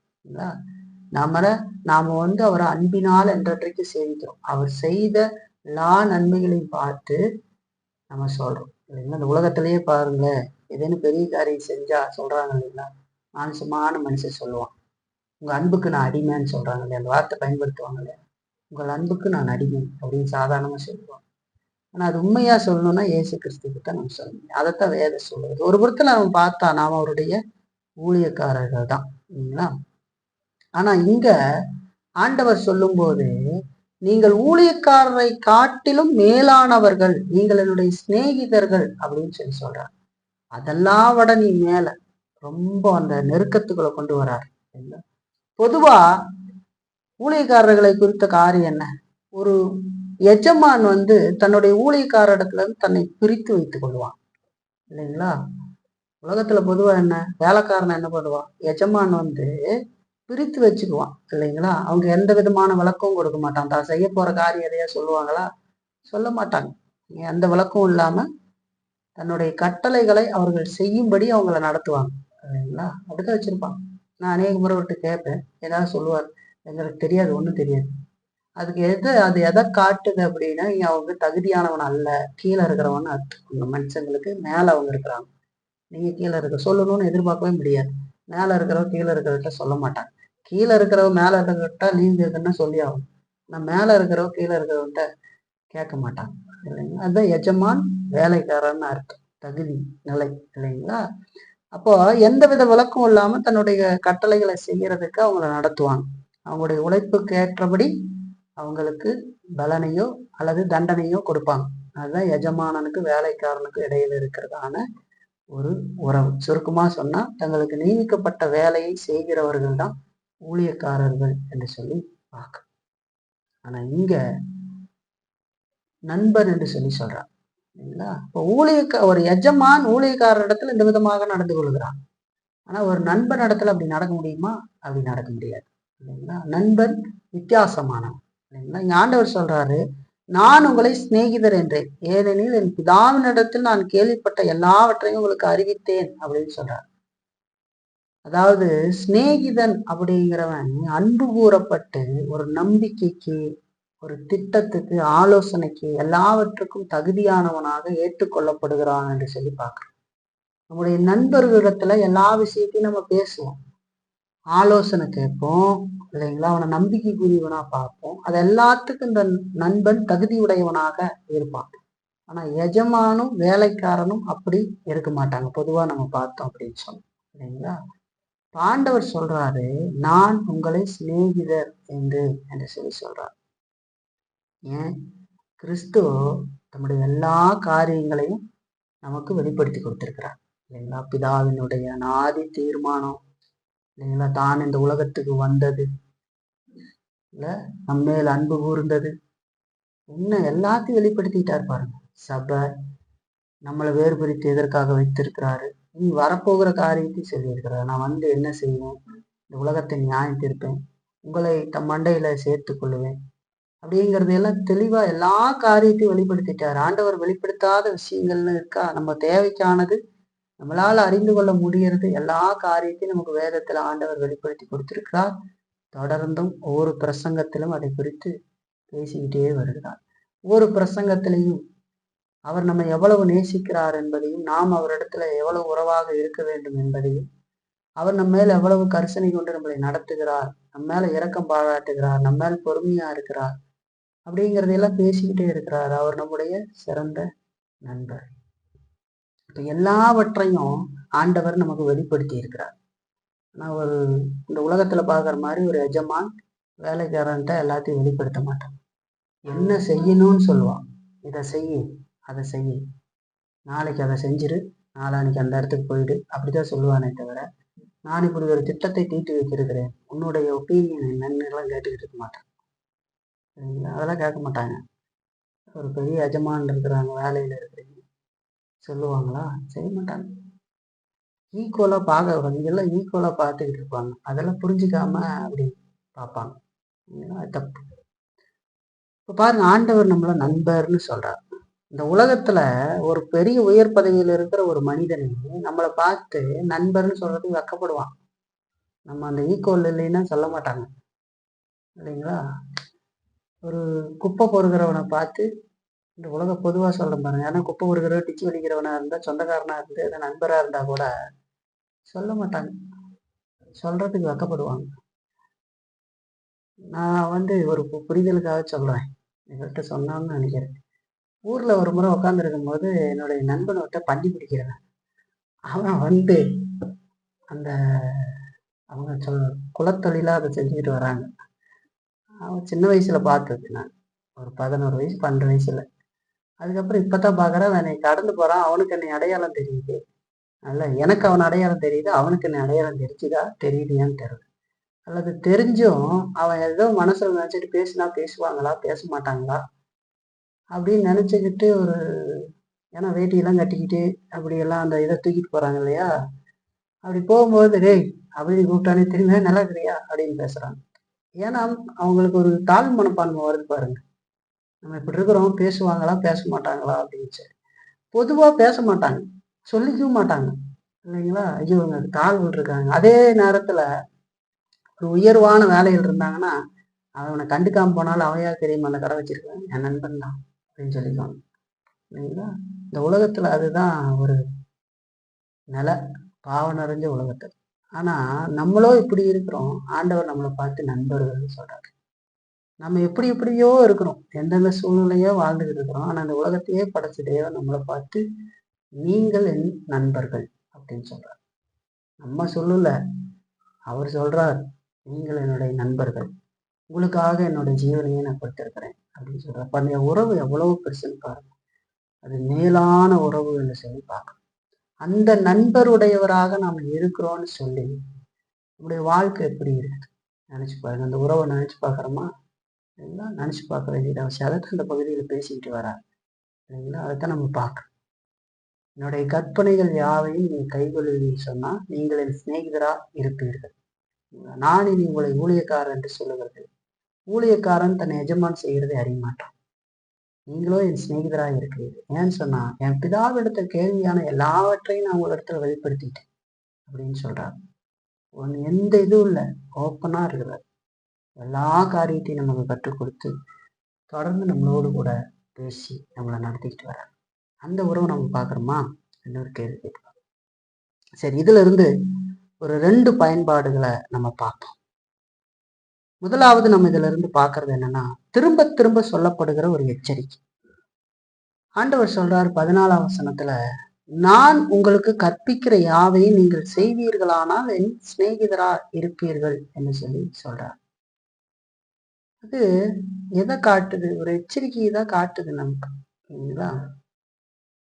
நம்மளை பயப்படுத்துறது இல்ல, நமக்கு ஒரு எச்சரிக்கை கொடுக்குது. எதை காட்டுதுன்னா, ஒரு மனிதன்ல கிறிஸ்துவனுடைய அந்த ரட்சிப்பு கிடைத்திருந்ததுன்னு சொன்னா அவன் ஆண்டவருடைய வார்த்தைக்கு கீழ்ப்படிவான். அவன் மெய்யான திராட்சை செடியில ஒட்ட வைக்கப்பட்ட கொடியாக இருந்தான்னா இந்த சாறு அவனுக்குள்ள போய் அவன் கனி கொடுக்கிறவனாக இருப்பான். கனிகள் வெளிப்படும் என்று சொல்லிட்டாங்க. இப்ப கிறிஸ்துவனுடைய கட்டளைகளை நாம வழக்கமா கைகொள்ளாம நாம கிறிஸ்துவனுடைய நண்பர்கள் அப்படின்னு கனவு காணக்கூடாது என்று சொல்லிட்டாங்க. அதனுடைய வாழ்வியலாக இருக்க வேண்டும். அதில் அந்த வார்த்தைக்கு கீழ்ப்படுகிறதுல நம்ம குறைபாடுகள் உள்ளவர்களாக இருந்து விட முடியும் இல்லைங்களா? சிலதுல ஏன்னா நமக்கு பூர்ணர்கள் இல்லாததுனால நம்ம அப்படி இருக்க முடியும். ஆனா அதை வழக்கமா கொள்ளாமல் வாழ்கிறவர்கள் இருப்பாங்க. அதுல பல மனிதர்கள் இருப்பாங்க. அதுக்கு கீழ்ப்படியணும் அப்படிங்கிறதோ அந்த காரியம் அவன் சிந்தனையிலேயே இல்லாம வாழ்க்கை முழுவதும் அந்த சிந்தனையிலேயே இருக்காது. ஒரு நாள் அதை குறித்து யோசிக்கவே மாட்டோம். ஒரு நாள்ல பாதி நாள் ஆண்டவரை சிந்திக்காம இருக்கிறதே பாவம்னு சொல்லுவேன். ஒரு காரியத்திலேயே அதை வழக்கமா கொள்ளாம அப்படி செய்யாம இருந்து வாழ்ந்துகிட்டு நான் கிறிஸ்துவின் நண்பன் என்று சொல்லிக்கிட்டு இருந்தா அது ரொம்ப மோசம். அப்படி நம்ம கனவு காணக்கூடாது. திருப்ப திருப்ப வருகிற எச்சரிக்கை. கனிகொடாத கொடி எதுவோ அது ஒன்று சேர்த்தப்பட்டு எரிக்கப்படும்னு சொல்லப்படுகிறது. அப்போ அது நமக்கு எச்சரிக்கை தான் அது இல்லைங்களா? கீழ்ப்படிதல் அப்படிங்கிறது கிறிஸ்துவத்தினுடைய தவிர்க்க முடியாத மிகப்பெரிய சோதனையாக இருக்கிறது. ஆண்டவர் வைத்திருக்கிறார். கீழ்ப்படியாத ஒரு மனிதன் அவனுடைய ரட்சிப்பு கேள்விக்குறிதான் இல்லைங்களா? கீழ்ப்படிதல் அப்படிங்கிறது நம்ம நினைச்சிடக்கூடாது. இந்த மாதிரி வெறும் கிரியைவாதம் மாதிரி சும்மா எதையோ ஒண்ணு பண்ணிக்கிட்டு அதுல உயிர் இல்லாமல் இருக்கிறதுன்னு நினைச்சிடக்கூடாது. அதனால எதையுமே நம்ம செய்ய முடியாது. நல்லா தெரிஞ்சுக்கணும். நமக்கு ஆர்வம் மாதிரி இருக்கலாம். வேத வாசிக்கணும்னு ஆர்வப்படலாம், சபையில சரியா இருக்குன்னா ஆர்வப்படலாம், நல்லா வாழணும்னு ஆர்வப்படலாம். ஆனா அது செயலே படாது. ஏன்னு கேட்டீங்கன்னா சுவிசேஷ அன்புக்குள்ள இருந்து ஆண்டவருக்குள்ள இருந்து அவர் சொன்ன காரியத்தை நான் கீழ்ப்படியணும். அவர் என்னுடைய எஜமானர், என்னுடைய சிநேகிதர் அப்படிங்கிற அந்த உறவு அதிகரிச்சு அது வார்த்தைக்கு நான் கீழ்ப்படிவேன்னு நான் கீழ்ப்படுகிற அந்த காரியத்தை தான் நம்ம பார்க்கணும்.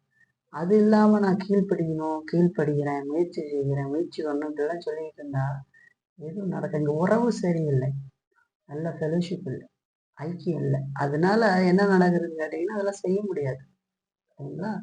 அப்போ அது கிறிஸ்துவத்தினுடைய மிகப்பெரிய ஒரு சோதனை அப்படிங்கிறத நம்ம மறக்கக்கூடாது.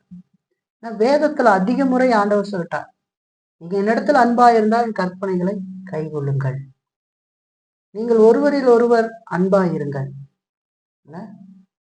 அதனாலே நீங்கள் என்னுடைய சீசர்கள் என்னப்படுவீர்கள். இப்ப இங்க சொல்லிடுறாரு, நீங்கள் என்னுடைய கற்பனைகளை கை கொண்டீங்கன்னா என்னுடைய சிநேகிதராக இருப்பீர்கள் அப்படின்னு சொல்றேன். அதாவது இது நடந்திருந்ததுன்னா இது நடக்கும். அல்லது இதுல நம்ம ஒரு வேளை சோர்வா கூட இருந்துகிட்டு இருக்கலாம், அஜாக்கிரதையா இருந்துகிட்டு இருக்கலாம். நம்ம ஆண்டவர் எச்சரிக்கிறார், திருப்ப திருப்ப நம்ம இடத்துல சொல்லுகிறார் சரிங்களா? இப்ப நம்முடைய விசுவாசத்திற்கான இந்த அடையாளத்தை செய்ய நம்முடைய ஆண்டவர் அடிக்கடி நம்மளை திருப்புகிறத நம்ம நினைச்சு பார்க்கணும். அடிக்கடி அந்த வார்த்தை வந்துகிட்டே இருக்கிறது இல்லைங்களா? அது எதை காட்டுது? ஒரு டேஞ்சர் போர்டு வச்சு காட்டுற மாதிரி தான் இல்லைங்களா? கிட்டக்க வர வர வர வர அதனுடைய தன்மை மாறும் இல்லைங்களா? பக்கத்துல போகாதீங்க அப்படின்னு சைரன் சவுண்ட் அதிகமா வந்துடுங்களா? ஒரு ஆபத்து அதிகரிக்க அதிகரிக்க அதிகரிக்க சைரன் சவுண்ட் அதிகமாகும். பக்கத்துல போக போக போக போக. காரணம் என்ன? திருப்ப திருப்ப அது நமக்கு நினைவுபடுத்தப்பட்டுக்கிட்டே இருக்கு. இது டேஞ்சர், இது டேஞ்சர், இது டேஞ்சர். இல்லைங்களா? ஆனா புத்தி இல்லாத கன்னியை போல ரசிக்கப்படாதவன் என்ன பண்ணிட்டு இருந்தான்? அவனுக்கு அதை பத்தி ஒரு அக்கறை. 2 பேர் அங்கதான் இருப்பாங்கன்னு சொல்றாரு ஆண்டவர். கடைசியா 24ஆம் அதிகாரத்துல நம்ம பார்த்தோம் அப்படின்னு சொன்னா 24, 25 அப்படி டச் பண்ணும்போது பாத்தீங்கன்னா 3 ஊமைகளை ஆண்டவர் சொல்லி இருக்கிறார். இல்லைங்களா? இந்த 3 ஊமைகளும் பாத்தீங்கன்னா 2ஆ பிரிச்சு அவங்களை காட்டுது, விசுவாசியும் அவிசுவாசி. 2 பேர் ஒரு இடத்துல இருக்கிறதுக்கான வாய்ப்புகள் இருக்கிறது அப்படின்னு சொல்றாரு. ஒரே இடத்துல இருப்பான், ஆனா 2 பேரா இருப்பான். ஒரே இடத்துல உட்காந்து இருப்பான், ஒரே வார்த்தையை கேட்பான், ஒரே மாதிரி நடந்துகிட்டு இருப்பான், நடக்கிற மாதிரி தெரியும். ஆனா புத்தி இல்லாத கன்னிகளை பற்றி சொல்லும் போது அவங்க அங்கதான் இருக்கிறாங்க, மணவாளனுக்கு எதிர்கொண்டு போறதுக்கு தான் வந்திருக்கிறாங்க. ஆனா என்ன ஆகல? இல்ல, ஒண்ணும் இல்லை. அவன் நித்திரை மயக்கமா இருந்து அதுக்கப்புறம் ஆண்டவர் வந்த உடனே மணவாளன் வந்துட்டாரு அப்படின்னு சொல்லி விலை கணைஞ்சு போகுதுன்னு என்ன வாங்க போய் கடைசியில் ஆயத்துப்படுறதா? அதுக்கு வாய்ப்பு இல்லைங்களா? நமக்கு நரகத்துல இருக்கிற ஒருவனை காட்டி கொடுத்து அந்த ஐஸ்வர்யவான சொல்லும் போது என்ன சொல்லப்படுகிறது? அவன் அநேக கோரிக்கையில வைக்கிற மாதிரி காட்டப்படுகிறது. என்னுடைய சகோதரர்களும் வேதனையுள்ள அந்த இடத்துக்கு வராதபடிக்கு இவன் போய் அவங்களுக்கு சொல்லணும் அப்படின்னு சொல்லி கோரிக்கை வைக்கிற மாதிரி அது ஒரு ஓமையில சொல்லப்படுகிறது. அந்த கோரிக்கை நிராகரிக்கப்படுகிறது. சரிங்களா? அந்த காலத்துக்கு மேல எந்த கோரிக்கையும் ஏற்றுக்கொள்ளப்படாது. திருப்ப திருப்ப வருகிற இந்த உலகத்துல பாருங்க, மனுஷனுக்கு நான் அடிக்கடி சொல்றேன், ஒரு நிகழ்வு நடக்கிறதுக்கு முன்னாடி எவ்வளவு சொல்லுகிற பொழுதும் அவன் அஜாக்கிரதையா, அந்த நிகழ்வு நடந்ததுக்கு அப்புறம் மார்பிள் அடித்துக்கிட்டு புலம்புறவனை பார்த்துருக்கீங்களா? நிறைய பேர் இருப்பாங்க. பயங்கரமான கலரெல்லாம் இருக்கும். சரிங்களா? அவன் அப்பொழுது அவனுடைய சிந்தனையெல்லாம் திறந்துருக்கும். சரிங்களா? அவனுக்கு எந்த சிந்தனை தூக்கம் எது நல்ல மூளை எல்லாம் ஃப்ரெஷ்ஷா அழுதுகிட்டு உட்காந்துருப்பான். ஏன்னு கேட்டீங்கன்னா அவனுக்கு இப்போ ஒரு பெரிய ஆபத்து நிகழ்ந்துருச்சு. இல்லைங்களா? ஆனா அந்த ஆபத்து நிகழும் அப்படின்னு சொல்லும்போது அதை குறித்து ரொம்ப அஜாக்கிரதையாக தான் இருப்பான். கொரோனா வருகிற காலத்துல என்னுடைய நண்பரை பொறுத்து இறந்துட்டார் அவரு. கொரோனா இந்தியாவுக்கு வரதுக்கு முன்னாடி என்கிட்ட வந்து போன்ல காட்டுறாரு. அவருடைய போன்ல இப்படி கொரோனா இருக்கு, இப்படின்னு கொரோனான்னு ஒரு வியாதி வந்துருக்குது அப்படின்னு எங்களை காட்டும்போது அவங்களுமே பொத்து பொத்து பொத்து பொத்துன்னு கீழே வந்தாங்க. நான் அவளை பார்த்து சும்மா என்ன விளையாடுறாங்களா, அது என்ன இப்படி அப்படின்னு சொன்னேன். என்ன உழுகுறாங்க அப்படி ஒண்ணு நம்ம கேள்விப்பட்டதே இல்லை இல்லையா? பொத்து பொத்துன்னு, அதாவது இந்தியாவுக்குள்ளேயே வரதுக்கு முன்னாடியே அவர் அங்கிட்ட காட்டினார். சைனாவில் இருக்கும்போது அங்க நடக்கிற நான் பார்த்துட்டு ஏதோ விளையாட்டு காமெடி பண்றாங்க. இல்லை உண்மையாமே அப்படி நடக்குதுங்க, வியாதி வந்துருக்குதுங்க அப்படின்னு சொன்னாரு. நான் சொன்னேன், அப்படியா? அதெல்லாம் இருக்காதுங்க, என்னமோ அதாவது கிராபிக்ஸ் பண்ணிக்கிட்டு போட்டுருவாங்க, என்ன அப்படியே விழுந்துருவாங்களா வியாதி வந்தா அப்படின்னு. அப்படியே நுரதலி என்னமோ விழுகிற மாதிரி எல்லாம் காட்டினாரு. அப்புறம் அது இந்தியாவுக்கு வந்ததுக்கு அப்புறம் தான் தெரிஞ்சு அதோடைய வீரியம் என்னன்ட்டு. இப்ப எங்கிட்ட காட்டினார்ல, அவர் கொரோனாவில் போயிட்டாரு. எங்கிட்ட ஒரு வீடியோ காட்டினாருல, கொரோனாவை வரதுக்கு முன்னாடியே எங்கிட்ட காட்டினவர் கொரோனாவை குறிச்சு விழிப்புணர்வு இல்லாம கொரோனாவில் செத்துட்டாரு. நான் என்ன சொல்றது, இப்ப அறிவை மட்டும் வச்சிருந்தா என்ன பண்றது? எனக்கு காட்டினவரே அவர் தான், கொரோனாவை வர்றதுக்கு முன்னாடி காட்டினவர். கொரோனாவுன்னு ஒண்ணு இப்போ வராதுக்கு முன்னாடி இந்தியாவுக்கு. ஆனா கொரோனா வந்து சீரியஸா இருக்கும்போது பொது சேவை இறந்து போய் கொரோனாவை வாங்கி சேர்த்துட்டாரு. இல்லைங்களா? கொரோனாவை குறித்து விழிப்புணர்வு பார்த்தீங்களா? அறிவு ஒருத்தனை காப்பாற்றுமா? வேற அறிவு மட்டும் வச்சு, இந்த அறிவு சரியானதா இருந்தா அது செயல்படுறதுல இருந்திருக்கும். இல்லைங்களா? நம்ம அதை செய்யக்கூடாது, போகக்கூடாது, இவ்வளவு பிரச்சனை இருக்குது அப்படின்னு அதை செயல்படுத்த மாட்டாங்க. அதனாலதான் சொல்றோம், நம்ம சும்மா நம்ம நண்பர்கள்னு கனவு மட்டும் கண்டுறது இல்லை. ஆண்டவர் சொன்ன வார்த்தையின்படி அவருடைய கிருபைக்குள்ளாக இருந்து நம்ம நடக்க வேண்டியது அவசியம் என்று சொல்லிப்பாங்க. இல்லைங்களா? இப்ப கர்த்தருடைய ஜனங்கள் அப்படின்னு பேசுகிற மனுஷன் பாவத்துல வாழ்ந்து கிறிஸ்துவனுடைய தெளிவான கட்டளைகளை புறக்கணிக்கிற பொழுது அவன் அந்த அழிவுக்கு போகிற அந்த பரந்த வழியில தான் இருக்கிறான். விரிவான பாதை சொல்றீங்களா, அந்த வழியில தான் இருக்கான். அவன் இடுக்கமான பாதையில இல்லை, விரிவான வழியில இருக்கான். அவன் சொல்லிக்கிறான் தான் தேவனுடைய ஜனம்னு சொல்லி. ஆனா தேவனுடைய ஜவனம்னா பாவத்தை அழித்தொழித்து தேவனுடைய கட்டளைக்கு கீழ்ப்படிந்து வாழ. ஆனா அவன் பாவத்துல வாழ்ந்து கிறிஸ்துவனுடைய தெளிவான கட்டளையை புறக்கணித்து இருக்கிற பொழுது அவன் இந்த விரிவான வாசல்ல நிற்கிறான்னு என்று சொல்லி பார்க்கலாம் இல்லைங்களா? ஆகவே நமக்கு திரும்ப திரும்ப வருகிற எச்சரிக்கையை நம்ம நினைச்சு பார்க்கணும் இல்லைங்களா? ஆண்டவரிடத்துல நம்ம போகணும். நம்முடைய காரியங்களை ஆண்டவர்கிட்ட சொல்லி பரிசுத்தத்துல வளர வேண்டியது அவசியம் இல்லைங்களா? சரி, ரெண்டாவது ஒன்று பார்த்து முடிக்கலாம். ரெண்டாவது நம்ம பார்க்கறது, நம்முடைய நண்பரிடத்துல நாம் மனம் விட்டு பேசுவோம். நம்முடைய ஆண்டவர் தனக்கும் உண்மையான விசுவாசிகளுக்கும் இடையில இருக்கிற உறவை பற்றி இங்க பேசுகிறத நம்ம 15ஆம் வசனத்துல பார்க்கிறோம். இனி நான் உங்களை ஊழியக்காரன் என்று சொல்லுகிறது இல்லை, ஊழியக்காரன் தன் எஜமான் செய்கிறதை அறிய மாட்டான், நான் உங்களை சிநேகிதர் என்றேன் என்று சொல்லி சொல்றார். சரிங்களா? இது உண்மையிலேயே மிகப்பெரிய பாக்கியம் அப்படின்னு சொல்லலாம். நம்ம கிறிஸ்துவ அறிஞ்சிக்கிறது, கிறிஸ்துவுக்கு சேவை செய்யறது, கிறிஸ்துவ பின்பற்றுறது, கிறிஸ்துவ கீழ்ப்படுகிறது, அவருடைய ஊழியத்துல ஈடுபடுறது, கிறிஸ்துவனுடைய போர்ல ஈடுபடுறது, பாவத்தை அழித்தொழித்து வாழ்றது, இதெல்லாம் ஒரு முக்கியமான காரியம், ஆசீர்வாதகமான காரியம். ஏன்னா ஆண்டவருடைய ரட்சிப்பு கிடைக்கிறதுனாலதான் அதெல்லாம் நடக்குது இல்லைங்களா? அதையெல்லாம் விட இன்னும் ஒருபடி மேலா போய் பாவமுள்ள மனிதர்களை பார்த்த ஆண்டவர் அவர்கள் என்னுடைய நண்பர்கள் அப்படின்னு சொல்றார். இந்த உறவு இன்னும் அது ஒரு போர்ல அவர் தளபதியா இருக்கிறாரு, நம்ம போர் வீரர்களா இருக்கிறோம். அவர் எஜமானரா இருக்கிறார், நம்ம அவருக்கு சேவை செய்கிற ஒரு அடிமைகளாக இருக்கிறோம். இதெல்லாம் ஆண்டவர் கொடுத்ததுனாலதான் நம்ம செய்யறோம். அதிலும் மேலானது நாம் கிறிஸ்துவின் நண்பர்கள் என்று சொல்லி பார்க்கிறோம். இதை குறிச்சு பவுல் சொல்லும்போது எபேசியர் 3:19 இந்த அன்பு அறிவு கெட்டாதது என்று சொல்லி சொல்றார் சரிங்களா? 3:19 நீங்க வாட்சி பாருங்க. அந்த அன்பு அறிவு கெட்டாதது என்று சொல்லி சொல்றார். ஏன் இத நம்முடைய பலவீனமான மனதினால புரிந்து கொள்ள முடியாது என்று சொல்லி பார்க்க. ஏன்னா ராஜாக்கெல்லாம் ராஜா, எஜமானருக்கெல்லாம் எஜமானராகி அவர் தம்மை விசுவாசிக்கிற எல்லாரையும் ரட்சிக்கிறதோடு மட்டும் இல்லாம அவர்களை தன்னுடைய நண்பர்கள் என்று சொல்லி சொல்றார் இல்லைங்களா? அவர் நம்ம மேல வச்சிருக்கிற உறவை காட்டுறார்.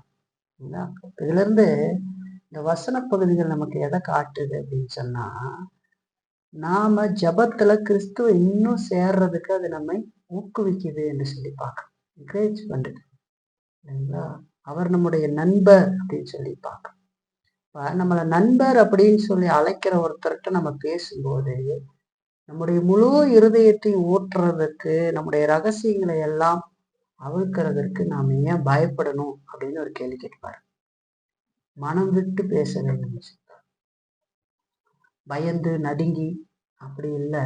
அவர் நம்முடைய நண்பர்னு சொல்லி நம்முடைய எல்லா பலவீனங்களையும் ஆண்டவர்கிட்ட சொல்லி இல்லைங்களா, நம்முடைய எல்லா காரியங்களையும் அவரிடத்துல வைக்கணும். எதுவா இருந்தால் ஆண்டவருடைய சமூகத்துக்கு கொண்டு வருவதற்கு கற்றுக்கொள்ள வேண்டியது அவசியம். அப்படி நாம் செய்கிற பொழுது ஆண்டவர் நம்மை ஒருபோது கைவிட மாட்டார் என்று சொல்லி பார்க்கணும்.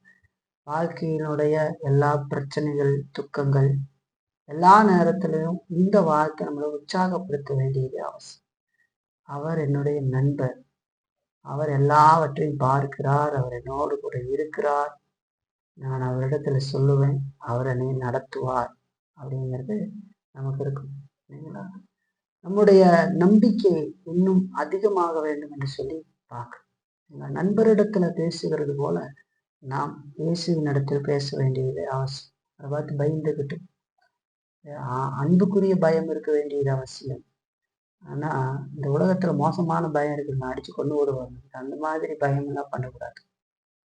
அது இல்லாம ஆண்டவரிடத்துல நாம் போய் பேசுவோம்னு சொன்னா ஆண்டவர் நம்மை நிச்சயமாக கைவிட மாட்டார், நம்முடைய எல்லா தேவைகளையும் செஞ்சுப்பார். என்ன பிரச்சனைன்னு எதை குறிச்சும் கேட்க மாட்டாங்க, பேச மாட்டாங்க, ஜெபம் பண்ண மாட்டாங்க. ஜெபம்னா எந்த ஒரு வழிமுறை வச்சு போய் நின்று மகா பரிசுத்தமா இப்படி எல்லாம் ஜெபம் பண்ணிட்டு இருந்தா வானத்தை புழக்கிற மாதிரி கையை வானத்துக்கு உயர்த்திக்கிட்டு இப்படிதான் ஜெபம் பண்றதுனால அப்படியே கட்டக்குரல்ல வச்சுக்கிட்டு எல்லாம் பயங்கரமா இடி மின்னலோட சாதாரணமா போய் பேச மாட்டாங்க. மனுஷன்ட்டு அப்படித்தான் பேசிட்டு இருக்கிறீங்களா நீங்க? மனுஷன்ட்டு அப்படித்தான் பேசுறீங்களா சாதாரணமா? ஆனா ஆண்டவர்கிட்ட பேசுறதுனா மட்டும் என்னென்னமோ சொல்லிக்கிட்டு இருப்பாங்க. அவர் இப்படி இப்படின்னு அது என்னன்னே உணர்வே இல்லாமல் எதையோ ஒன்று சொல்கிறது. இப்படியெல்லாம் சொன்னால் ஆண்டவர் அப்படியே பரவாயில்லையே, என்னை பற்றி இப்படி புகழ்ந்துக்கிட்டு கிடக்குறானே, நீர் வானம் பூமி அது இது அப்படி போய் நான் இப்படி இருக்கிறேன், என் நிலைமை இப்படி இருக்குது, நீ பெரிய ஒரு ஆண்டவரே, என் மேலே இரக்கம் பாராட்டும், இப்படியெல்லாம் சொல்கிறதுக்கே வாய்கிறேன். அப்படி பயங்கரமாக தான் வானமே பொழந்துக்கிற மாதிரி ஜெபம் பண்ணுறது இல்லைங்களா? ஆண்டவரே பார்ப்பார், சுயத்தை இப்படி ஜெபம் பண்ணுறாரு, என்னடா ஜெபம் அப்படி இல்லைங்களா? பைபிளில் யார் அப்படி ஜெபம் பண்ணதை பார்க்க முடியாது. ஏசு அப்படியே ஜெபம் பண்ண கற்றுக் கொடுத்தாரு.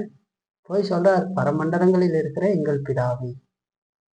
பரமண்டலம் அப்படின்னு ஜெபம் பண்ணி இருப்பாரு. நீங்க அப்படிதான் நினைச்சுக்கிறாங்க அவங்க. அப்படி போய் பயங்கரமா பண்ணி இருப்பாரு. அன்பு பரமண்டலங்கள் இருக்கிற எங்கள் பிதாவே, அப்பா, எங்கள் பிதாவே, உம்முடைய நாமம் பரிசுத்தப்படுத்தட்டும். உம்முடைய சித்தம் பரமண்டலத்துல பரலோகத்துல எப்படி செயல்படுதோ அது மாதிரி இந்த பூமியில செயல்படட்டும். எங்களுக்கு வேண்டிய ஆகாரத்தை இன்னைக்கு பார்த்தா எங்களுக்கு வேண்டிய சோறு எங்களுக்கு கொடுங்க. இன்னைக்கு சோறு தான் இருக்குது, இன்னைக்கு வேண்டிய சோறு எங்களுக்கு கொடுங்க அப்படின்னு சொல்லுவோம். எங்கள் கடனாளிகளுக்கு நாங்கள் மன்னிக்க போலாம், எங்களுடைய சார்ந்தவங்களுக்கு நாங்கள் இரக்கம் காட்டுற மாதிரி எங்களுக்கு இரக்கம் காட்டுறாங்க. அன்போடு போய் நின்று பிதாவே அப்படின்னு சொல்லி ஜெபம் பண்றது. பரிசுத்தவான்களுடைய ஜெபங்கள் பாருங்க.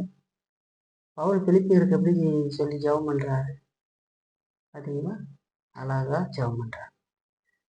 விசுவாசத்தை உங்களை துவக்கினவரும் முடிக்கிறவருமாகிய இயேசு கிறிஸ்துவை நோக்கி ஓட்டத்தை ஓடுங்கன்னு ஆலோசனை கொடுத்து அப்படின்னாரு, ஜெபமா சொல்றாரு, பேசுறாரு. அறிவோட கூட வேதத்தின் அடிப்படையில எல்லாத்தையும் சொல்றாரு. அப்படித்தான் ஜெபம் இருக்கும் வேதத்தை படிச்சு பார்த்தீங்கன்னா. இது இவங்க அப்படி நினைச்சுக்கிட்டு சில பேர் ஜெபம் பண்ணுவாங்க. நீங்களும் அப்படி ஜெபம் பண்ணிருக்கீங்களா? அதெல்லாம் அப்படி ஜெபம் பண்ணக்கூடாது. நம்ம கிட்ட என்ன சரக்கு இருக்குதோ அதை சொல்றது கத்துக்கணும். தெரியாது ஏன் சொல்லுவானே இல்லைங்களா? நமக்கு தெரியாதுன்னு சொல்லக்கூடாது. இப்போ சத்தியத்தை கேட்டுருக்குறோமா, சத்தியத்தை கேட்டு ஜெபம் பண்ணா, ஆண்டவரே நீர் எங்களை நண்பர்னு சொல்லியிருக்கிறீங்க, நாங்கள் அதுக்கு தகுதி இல்லை, ஆனால் நீங்கள் என்ன நண்பர்னு சொல்கிறீங்க, அதன் அடிப்படையில் வாழ்கிறதுக்கு எனக்கு உதவி செய்யுங்க ஆண்டவரே அப்படின்னு சொல்லி ஆண்டவர்கிட்ட பேசி, நான் தகுதி இல்லாத மனுஷன், என்னால் அது முடியல, எனக்கு பலவீனமாக இருக்குது, நான் நல்ல விதத்தில் வேதத்தை வாசிக்கிறதுக்கு, அந்த வார்த்தைகளை சிந்திச்சு பார்க்கறதுக்கு எனக்கு உதவி செய்யுங்க, உங்களுடைய கிருபை இல்லைன்னா நான் நடக்க முடியாது, எனக்கு இரக்கம் காட்டுங்க ஆண்டவரே அப்படின்னு சொல்லி பேசுறது. அதாவது ஜெபம். புரியுதா? ஒரே 4 வார்த்தையை வச்சுக்கிட்டு எப்போ பார்த்தாலும் அந்த 4 வார்த்தையை சொல்லிக்கிட்டு இருக்கிறதுக்கு ஜெபம் இல்லை. அதே மாதிரி தான் அன்றாட காரியங்களை நம்ம முடிச்சுட்டு வந்து காலையில் எழுந்து, இன்றைக்கு ஆண்டவர் எனக்கு இந்த ஜீவனை கொடுத்துருக்குறீங்க, நான் இன்னைக்கு காலையில் நம்முடைய சமூகத்தில் விழித்திருக்கிறேன், நன்றி, இந்த நாளைக்கு என்னுடைய கடமை பொறுப்புகளை நான் உண்மையாக செய்கிறதுக்கு உதவி செய்யுங்க, கணவர்களாக இருந்து ஆண்மகளாக இருந்தால் என்னுடைய குடும்பத்தை நான் சரியாக நடத்துறதுக்கு உதவி செய்யுங்க அப்படின்னு சொல்லி தன்னுடைய பொறுப்புகளை ஜெபம் பண்ணி வேலையை உண்மைத்தமாக செய்ய, நேர்மையாக செய்ய, நமக்கு பயந்து செய்யறதுக்கு எனக்கு உதவி செய்யுங்க, குடும்பத்தில் ஆற்ற வேண்டிய கடமை செய்யுங்கன்னு சொல்லி ஜெபம் பண்ணிட்டு போகிறோம். பெண்கள் ஆண்டவரே இந்த நாள் ஆசிரிச்சிருக்கேன்னு சொல்லி குடும்ப காரியங்கள்லாம் செய்யணும், மற்ற காரியங்கள்லாம் செய்யணும்னு ஆண்டார் சொல்லும். பிள்ளைகள் என்ன ஜெபம் பண்ணணும், உங்களுக்கு 2 பொறுப்பு தான். ஆண்டவர் 2 பொறுப்பை கொடுத்துருக்காரு. ஒன்று அப்பா அம்மாவுக்கு கீழ்படுகிறது, 2வது ஒழுங்காக படிக்கிறது. ஒழுங்காக படிக்கிறதுனா எப்படி படிக்கணும், இந்த ஆர்டினரி மாதிரிலாம் படிக்கக்கூடாது. நான் தான் ஃபஸ்ட்டாக இருக்கணும், பெஸ்ட்டாக இருக்கணும், ஸ்கூல்லையே நான் தான் முதல், அப்படி தான் படிக்கணும்.